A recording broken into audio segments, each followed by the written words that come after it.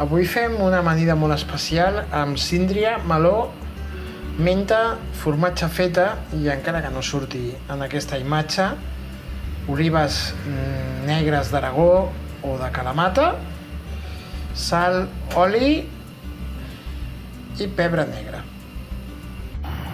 El primer que hem de fer amb aquesta amanida és tallar a daus irregulars el meló i la síndria. Ho posem en un bol i ara piquem la menta i tallem el formatge. A continuació hi posem la menta i ara ja ho barrejarem perquè comenci a impregnar-se de tota la menta. Mentes, tallem les olives i el formatge. Bé, aquí tenim ja el formatge fet picat, les olives desossades. Ara ho barregem amb la resta d'ingredients i ho deixem a la nevera una mitja hora abans de menjar-ho. Si pot ser mitja o una hora, està bé.